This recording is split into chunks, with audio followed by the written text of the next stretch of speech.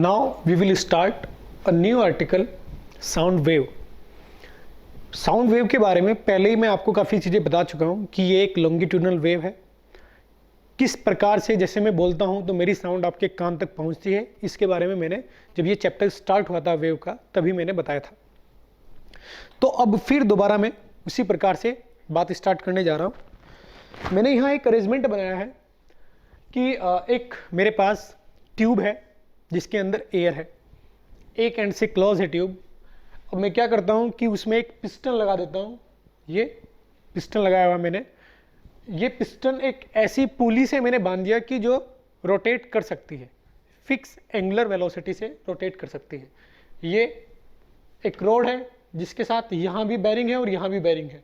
ये रोड ऐसे मूव कर सकती है इस प्रकार से, और यहाँ भी ऐसे मूव कर सकती है इस प्रकार से।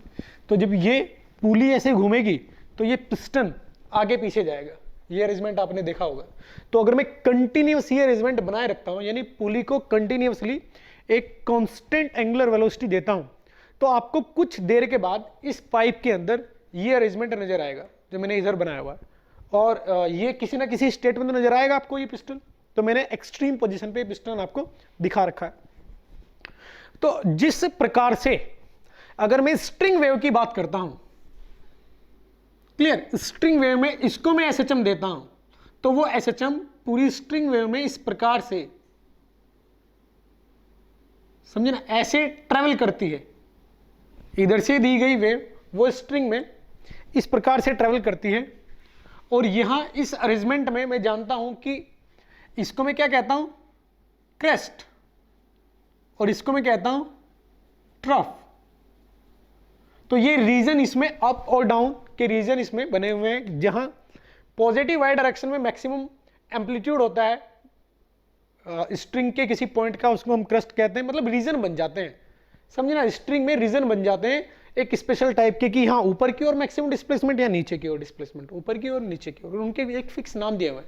ये वेव कैसा था, ट्रांसवर्स वेव, समझे ना। यहां डिस्टर्बेंस क्या है, डिस्प्लेसमेंट, जो कि वेव की प्रोपेगेशन की डायरेक्शन के परपेंडिकुलर है। सेम इसी टाइप से कुछ नई चीज मुझे देखने को मिलती है कि यदि मैं ये अरेंजमेंट कंटिन्यूअस करता हूं तो इस पाइप के अंदर मुझे रीजन नजर आते हैं, high density, low density, high density, low density, high density. Air particle की यहां एक्सिस है, यहां एक्सिस नहीं है, यहां एक्सिस है, यहां एक्सिस नहीं है, यहां एक्सिस है। और जैसे ही आप ये अरेंजमेंट एक समय के साथ देखोगे, मतलब समय मूव करता जाए, वीडियो की फॉर्म में अगर आप इसको देखते हो तो आपको ये नजर आएगा कि ये जो रीजन्स हैं ये आगे की ओर ट्रेवल कर रहे हैं, आगे की ओर। जिस प्रकार से वहां नाम होता है क्रेस्ट ट्रफ, उसी प्रकार से यहां भी नाम होता है। इसका नाम होता है, जहां हाई डेंसिटी होती है, इसका नाम होता है pressure zone, compression zone, compression zone नाम लिख देता हूं, कंप्रेशन जोन। और जहां डेंसिटी लो होती है, जैसे कि ये और ये पॉइंट, इसका होता है रेयरफेक्शन जोन, रेयरफेक्शन जोन।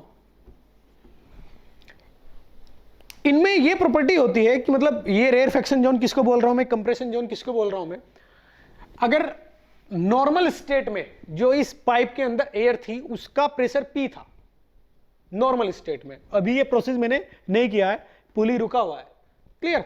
तो ये प्रेशर यदि P था तो आपको ये देखने को मिलता है कि यहां प्रेशर इस स्टेट में जो भी होगा, मान लेते हैं वो P रेयरफेक्शन है, और यहां मान लेते हैं हाई डेंसिटी में P कंप्रेशन है।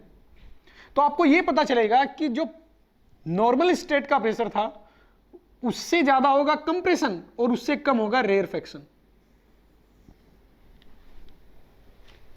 मतलब यहां प्रेशर इस नॉर्मल प्रेशर से कम है और यहां प्रेशर इस नॉर्मल प्रेशर से ज्यादा है, क्लियर। और ये कमी और इंक्रीमेंट सेम होती है। जिस प्रकार से यहां मैं अगर कहता हूं कि वाई डायरेक्शन में डिस्प्लेसमेंट टेस्ट में कितना होता है, +a, समझे ना। नॉर्मल क्या है डिस्प्लेसमेंट, स्ट्रिंग के सभी पार्टिकल का नॉर्मल स्टेट में जब वेव ट्रांसफर नहीं की गई इसमें 0, वाई डायरेक्शन में 0 है। सारे के सारे पार्टिकल कहां हैं, यहां है, सब पार्टिकल, क्लियर। लेकिन क्रेस्ट वाले पॉइंट पर +a, और ट्रफ वाले पॉइंट पर माइनस ए, एम्पलीट्यूड प्लस ए और दूसरे पर माइनस ए, यानी नॉर्मल स्टेट के एम्पलीट्यूड से एक प्लस ए पर है और एक माइनस ए पर है। इसी प्रकार से यहां प्रेशर नॉर्मल प्रेशर से एक जोन में प्रेशर हाई है और उतना ही दूसरे जोन में कमी है। क्लियर? तो इस प्रकार से आप समझेंगे, जैसे यहां ये रीजन आगे ट्रैवल करते हैं उसी प्रकार से यहां रीजन भी आगे ट्रैवल करते हैं, और ये जो रीजन ट्रैवल कर रहे हैं इसी को मैं बोलता हूं कि साउंड वेव ट्रैवल कर रही है। इनकी स्पीड का मतलब साउंड की स्पीड, ये जो जोन आगे जा रहे हैं इनका जाने का मतलब है कि जोन साउंड आगे जा रहा है। क्लियर? तो अब मैं यहां इक्वेशन आपको बताने जा रहा हूं कि इनकी इक्वेशन, साउंड वेव की इक्वेशन किस प्रकार से डिराइव की जाती है, यह मैं आपको बताने जा रहा हूं।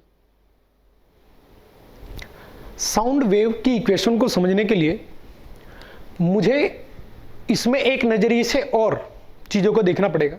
वो नजरिया क्या है? जैसे कि मैंने बोला कि ये कंप्रेशन जोन और रेयरफेक्शन जोन आगे की ओर मूव करते जाते हैं, तो एक्चुअल में वो जोन मूव कर रहे हैं बेटा, पार्टिकल मूव नहीं कर रहे हैं। समझे? पार्टिकल जो है, जैसे कि अगर मैं यहां किसी एक पार्टिकल की बात कर रहा हूं तो उसका एक फिक्स डिस्प्लेसमेंट है जो किस डायरेक्शन में है, लॉन्गिट्यूडनल, वेव के चलने की डायरेक्शन में है। एक फिक्स एक पार्टिकल का, इसमें किसी भी जोन में मैं अगर एक पार्टिकल लेता हूं तो उसका एक डिस्प्लेसमेंट है किस डायरेक्शन में, उस डायरेक्शन में जिस डायरेक्शन में वेव चल रही है वो अपना डिस्प्लेसमेंट ट्रांसफर करता जाता है। जैसे अभी इस रीजन में क्या है, रेयरफेक्शन जोन है, कुछ देर के बाद आपको पता चलेगा कि यहां क्या आएगा, इस रीजन में कंप्रेशन जोन आएगा, और वे पार्टिकल यही होंगे, वो पार्टिकल यही होंगे, ये सेम यही पार्टिकल होंगे। ऐसा नहीं कि ये वाले पार्टिकल यहां जा रहे हैं, पार्टिकल का मोशन नहीं हो रहा है। क्लियर? उनके बिहेवियर का मोशन हो रहा है। उनका बिहेवियर क्या है कि अभी वो यहां दूर दूर हैं और यहां वो करीब करीब हैं, यहां दूर दूर हैं, तो थोड़ी देर के बाद ये पार्टिकल बहुत ज्यादा करीब करीब आ जाएंगे, यहां डेंसिटी ज्यादा हो जाएगी। तो अब ये जो मैं बोल रहा हूं कि यहां पार्टिकल दूर दूर है और यहां पार्टिकल करीब करीब है, तो यहां कुछ देर के बाद ये पार्टिकल करीब करीब हो जाएंगे। ये कब संभव है? ये तब संभव है जब पार्टिकल इस ट्यूब की लेंथ के अलोंग एक दूसरे के करीब आए और एक दूसरे से दूर जाए। क्लियर? तो यहां जब sound wave, longitudinal wave pipe में ट्रेवल करेगी तो दो तरीके से वेरिएशन लिख सकते हो आप। एक तरीके का वेरिएशन क्या है कि मैंने ये देखा कि यहां जोन आगे जा रहे हैं, यानी हाई प्रेशर और लो प्रेशर जोन आगे जा रहे हैं, तो एक तो प्रेशर के टर्म में मैं इक्वेशन दे सकता हूं। दूसरा मैंने ये देखा कि ये हाई प्रेशर और लो प्रेशर जोन क्यों बन पा रहे हैं। ये इसलिए बन पा रहे हैं कि हर एक पार्टिकल जो इस पाइप के अंदर है वो एक फिक्स प्रकार का डिस्प्लेसमेंट पाइप की लेंथ के अलोंग प्रदर्शित करता है। क्लियर? और वो भी लोकेशन के साथ अलग अलग है, वो डिस्प्लेसमेंट लोकेशन के साथ अलग अलग है, यानी अलग अलग पोजीशन पे यदि मैं इस लाइन से अलग पोजीशन देखूं तो इसका डिस्प्लेसमेंट कम है, इसका डिस्प्लेसमेंट ज्यादा है, इसका कम है। समझ में आई बात? क्लियर? तो अब अगर मैं इस इक्वेशन को प्रदर्शित करना चाहता हूं तो मैं दो तरीके से कर सकता हूं। एक, किसी भी एक लोकेशन पर पार्टिकल का displacement along the length of the tube. Second, किसी भी एक लोकेशन पर जोन का प्रेशर, प्रेशर के टर्म में, मतलब उस लोकेशन के प्रेशर के टर्म में, और उस लोकेशन पे एग्जिस्ट करने वाले मॉलिक्यूल्स, गैस के मॉलिक्यूल के डिस्प्लेसमेंट के टर्म में मैं इक्वेशन लिख सकता हूं। तो यहां भी आप ये देखोगे कि मैंने इसको क्या दिया हुआ है, कांस्टेंट ओमेगा, यानी ये जो पिस्टन है, ये पिस्टन किस प्रकार का मोशन कर रहा है, एसएचएम। क्लियर?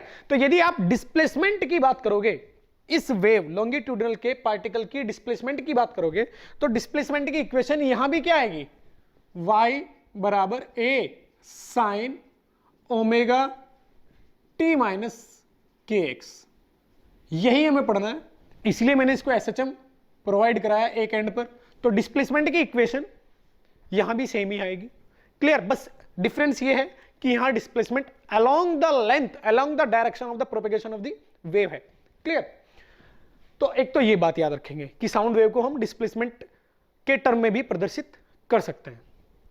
दूसरी बात, अगर अब आप प्रेशर के टर्म में भी ये इक्वेशन प्रदर्शित करना चाहते हैं तो किस तरीके से करेंगे, उसका प्रूफ मैं आपको बताने जा रहा हूं। मान लेते हैं कि नॉर्मल स्टेट में कोई रीजन लिया मैंने, ये कोई रीजन है, इसकी लेंथ डेल्टा एक्स है नॉर्मल स्टेट में, यहां से लेके यहां तक एक्स पोजीशन पे एक डेल्टा एक्स छोटा है, बहुत ज्यादा छोटा है, क्लियर। तो एक्स लोकेशन पे डेल्टा एक्स एक रीजन लिया मैंने। अब जब वेव प्रोपगेट हो रही है तो ये रीजन मैंने ये पाया कि वेव के प्रोपगेशन के दौरान अपनी लेंथ डेल्टा वाई बना लेता है, समझे ना, अपनी जो लेंथ है वो फाइनल डेल्टा वाई कर देता है, डिस्प्लेसमेंट उसमें डेल्टा वाई आता है। अगर मैं इसका वॉल्यूम देखता हूं, इसका वॉल्यूम, ये लेंथ मुझे डेल्टा वाई नहीं बोलनी चाहिए कि ये लेंथ डेल्टा वाई है, ये नहीं बोलना चाहिए कि मुझे लेंथ डेल्टा वाई है।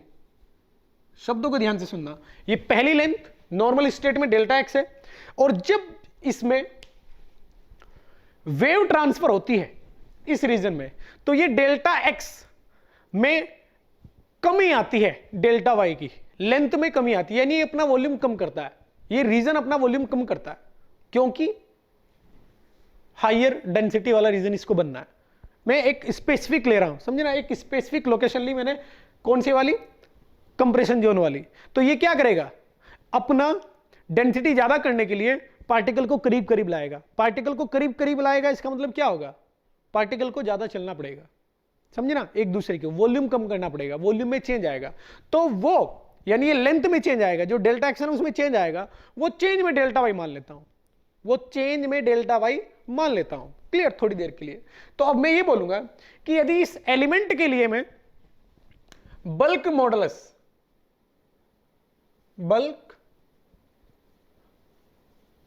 मॉडुलस की डेफिनेशन यूज करना चाहता हूं, तो बल्क मॉडुलस क्या होता है, बल्क मॉडुलस होता है delta P upon delta V by V initial minus, ये बल्क मॉडुलस होता है। तो ये कोई सी भी गैस हो, चाहे एयर हो, मान लेते हैं उसका बल्क मॉडुलस बी है, तो मैं क्या लिखूंगा, डेल्टा पी, यानी जो प्रेशर में इंक्रीमेंट हुआ इस रीजन में, क्लियर, प्रेशर में जो इंक्रीमेंट हुआ, इनिशियल प्रेशर क्या था पी, तो मैं इंक्रीमेंट लिख रहा हूं, प्रेशर इंक्रीमेंट जो हुआ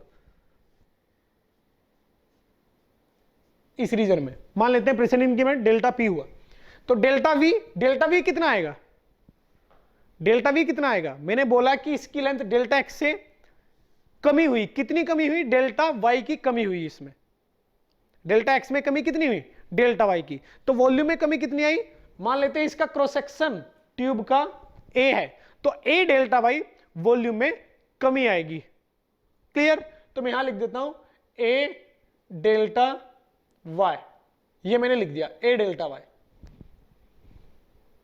अपॉन डेल्टा हमेशा प्लस दर्शाता है, तो ये माइनस इसको प्लस कर देगा, मैंने जो माइनस लिखा हुआ है, मैंने वॉल्यूम में कमी दर्शाया, तो ये निगेटिव है, तो अगर मैं माइनस यहां लिखता हूं तो ये डेल्टा वाई उसको कंपनसेट कर देगा, क्लियर। अब नीचे क्या आएगा, वी इनिशियल, इसकी इनिशियल वॉल्यूम कितना है, ए डेल्टा एक्स। अगर आप माइनस लिखना चाहते हैं तो ये डेल्टा आप समझे कि फाइनल माइनस इनिशियल कर रहे हो आप, वरना अपने दिमाग में सेट करके चलें कि ये कैंसिल आउट कर देगा, क्योंकि ये एक निगेटिव क्वांटिटी है डेल्टा वाई, तो मैं अभी माइनस लिख देता हूं, क्योंकि डेल्टा का मतलब हमेशा फाइनल माइनस इनिशियल होता है, तो ये निगेटिव है और ये निगेटिव तो पॉजिटिव आएगा, क्योंकि बीटा हमेशा पॉजिटिव आएगा, क्लियर। तो इसके बाद मैं डेल्टा पी निकाल देता हूं, डेल्टा पी मेरे पास क्या है, ये डेल्टा पी क्या है, डेल्टा पी है नॉर्मल स्टेट से रेयरफैक्शन जोन में, कंप्रेशन जोन में जाने में जो इंक्रीमेंट हुआ, प्रेशर में इंक्रीमेंट, समझे ना, नॉर्मल से कंप्रेशन जोन जाने में प्रेशर में इंक्रीमेंट जो हुआ वो डेल्टा पी है। तो मैंने डेल्टा पी आपको समझाया क्या होता है। अब डेल्टा पी आएगा beta minus A delta Y upon A delta X, clear. Delta P मेरे पास ये है minus P delta Y upon delta X, ये मेरे पास आया। यदि इस डेल्टा एक्स को मैं छोटा मानता हूं, क्लियर, ये काफी छोटा है और मुझे पता है कि वाई एक्स के साथ ऐसे रिलेट करता है, तो इस delta Y upon delta X को ऐसे भी लिखा जा सकता है minus beta D Y by D X, समझे ना, del Y by del X ऐसे लिखा जा सकता है। मतलब ये मुझे बताना है कि एक्स के साथ वाई कैसे चेंज होता है किसी एक फिक्स टाइम पर, किसी एक फिक्स इंस्टेंट पर। यहां देखो y को x के रेस्पेक्ट में मैं चेंज देख रहा हूं, y का x के रेस्पेक्ट में चेंज, तो मुझे क्या करना पड़ेगा, मैं एक फिक्स इंस्टेंट पे देखूंगा, तो इसलिए मैंने क्या लिख दिया, del Y by del X. Del हमेशा आंशिक डेरिवेशन को दर्शाता है, समझे ना, differentiation, not derivation, differentiation. Partial differentiation होता है ये डेल। पार्शियल डिफरेंशिएशन का मतलब ये होता है कि देखो y दो चीजों पर डिपेंड करता है, टाइम और x पर। क्लियर? तो मैं इसका डिफरेंशिएशन सिर्फ x के रेस्पेक्ट में करूंगा। इसका मतलब जब मैं डिफरेंशिएट कर रहा हूं तब मैं टाइम कांस्टेंट मान रहा हूं। इसका मतलब y x के चेंज में, x में चेंज करने से y में कितना चेंज आएगा, ये आप बताने जा रहे हैं किसी पर्टिकुलर इंस्टेंट पर, ये आप बताने जा रहे हैं। तो वही मैं करने जा रहा हूं। तो मेरे पास डेल्टा p अब जो आएगा वो आएगा minus B del Y by del X, और इसमें del Y by del X क्या आएगा, नाउ बाय इक्वेशन, इसको नाम दे देते हैं equation first equation, equation first. इससे मैं डेल वाई डेल एक्स यहां निकाल देता हूं, क्या आएगा, ए माइनस के बाहर तो ये प्लस के साइन ओमेगा टी माइनस के एक्स, और यहां आ जाएगा कोस, डिफरेंशिएट कर रहा हूं तो यहां आ जाएगा कोस। तो मेरे पास जो इक्वेशन आई वो इक्वेशन आएगी डेल्टा पी बराबर बी ए के, किसी पर्टिकुलर एक्स पोजीशन पर प्रेशर में इंक्रीमेंट, यानी वहां प्रेशर में इंक्रीमेंट किससे, नॉर्मल से ज्यादा प्रेशर कितना आएगा, वो आएगा डेल्टा पी बराबर बी ए के कॉस। अगर मैं इस कॉस को भी साइन में कन्वर्ट करना चाहता हूं तो कुछ इस प्रकार से लिख सकता हूं, साइन ओमेगा टी माइनस के एक्स प्लस पाई बाय 2, ऐसे में लिख सकता हूं। ये इक्वेशन अगर आप साउंड वेव को प्रेशर के टर्म में लिखना चाहते हैं तो आप यूज करोगे ये इक्वेशन। यहां क्या है, ये किसी लोकेशन x पर, ओरिजिन से x लोकेशन पर किसी टाइम t पर प्रेशर कितना है, बराबर बीटा ए के, ये एक कांस्टेंट है, ये एक कांस्टेंट है, समझे। इस गैस के लिए, ये गैस एयर भी हो सकती है, कुछ भी है, ये उसके लिए कांस्टेंट है। क्लियर? तो बी ए के साइन ओमेगा टी माइनस के एक्स प्लस पाई बाय 2, इसको लोग, इस कांस्टेंट को लोग पी नोट बोल देते हैं, समझे ना, डेल्टा पी नोट, और ऐसे याद रख लेते हैं इक्वेशन, डेल्टा पी बराबर delta P note sine omega T minus के एक्स प्लस पाई बाय 2, इसको याद रख लेते हैं। इसको बोलते हैं pressure amplitude. Pressure amplitude displacement amplitude के साथ कैसे रिलेटेड होता है साउंड वेव में, इस पर बहुत सारे क्वेश्चन पूछे जाते हैं। तो प्रेशर एम्पलीट्यूड यानी डेल्टा पी नोट यानी बीटा ए के बराबर होता है डेल्टा पी नोट। ये कौन है, ए डिस्प्लेसमेंट एम्पलीट्यूड, और ये कौन है, प्रेशर एम्पलीट्यूड। इक्वेशन 1 और इक्वेशन 2 दोनों सेम वेव, साउंड वेव को प्रदर्शित कर रही हैं, ये भी और ये भी। इसका मतलब ये है, इन दोनों इक्वेशन से मुझे ये पता चलता है, क्योंकि इक्वेशन 2 में पाई बाय 2 फेज आगे है, इक्वेशन 2 इक्वेशन 1 से pi by 2 out of phase है, समझे ना, आगे है। तो आप ये कह सकते हैं कि जहां डिस्प्लेसमेंट वेव में मिनिमम डिस्प्लेसमेंट होता है यानी ट्रफ बनता है, वहां आप ये बोलोगे कि प्रेशर मैक्सिमम होगा। जहां डिस्प्लेसमेंट मिनिमम वहां प्रेशर मैक्सिमम, आप ये बोलोगे जहां डिस्प्लेसमेंट मिनिमम वहां प्रेशर मैक्सिमम, क्योंकि इन दोनों में देखो पाई बाय 2 का अंतर है, इन दोनों में पाई बाय 2 का अंतर है। ये जब मिनिमम होगा तब ये मैक्सिमम होगा, क्योंकि ओमेगा टी माइनस के एक्स, ओमेगा टी माइनस के एक्स यहां सेम है। ये जीरो कब होगा, जब ओमेगा टी माइनस के एक्स क्या हो जाए, जीरो, तब ये जीरो होगा। और जब ओमेगा टी माइनस के एक्स यहां जीरो रखोगे आप, तो ये साइन पाई बाय 2 आएगा, मैक्सिमम वैल्यू आएगी। इसका मतलब जब डिस्प्लेसमेंट मिनिमम होगा एक वेव में, जिस इंस्टेंट पर डिस्प्लेसमेंट मिनिमम है, जिस लोकेशन पर, नॉट इंस्टेंट, जिस लोकेशन पर डिस्प्लेसमेंट मिनिमम है उस लोकेशन पर प्रेशर मैक्सिमम होगा। जिस लोकेशन पर डिस्प्लेसमेंट मिनिमम है उस लोकेशन पर प्रेशर मैक्सिमम होगा। आप यहां से ये चीजें समझ सकते हैं। जैसे मैं अगर इसकी बात करूं, यहां प्रेशर क्या है, मिनिमम। यहां क्या दिख रहा है आपको, मिनिमम प्रेशर है इस जोन में, इसका मतलब यहां डिस्प्लेसमेंट मैक्सिमम होगा। क्लियर? इस तरीके से आप सोचोगे। इस पे और ज्यादा अच्छे से मैं आपको बातें बताऊंगा। यही जो मैं बोला कि ये π/2 का अंतर क्या है, किस लोकेशन पर डिस्प्लेसमेंट मिनिमम है तो वहां प्रेशर मैक्सिमम किस प्रकार से हुआ, ये मैंने थ्योरेटिकल चीजें बताई। अब इसको मैं यूज करूंगा, समझे ना। अब ये जो जितने भी डेटा मैंने आपको दिया है मैं इसको यूज करूंगा, इसको बड़े अच्छे से समझ लेना। क्लियर? कोई भी डाउट हो तो आप व्हाट्सएप पे मुझसे पूछ सकते हैं।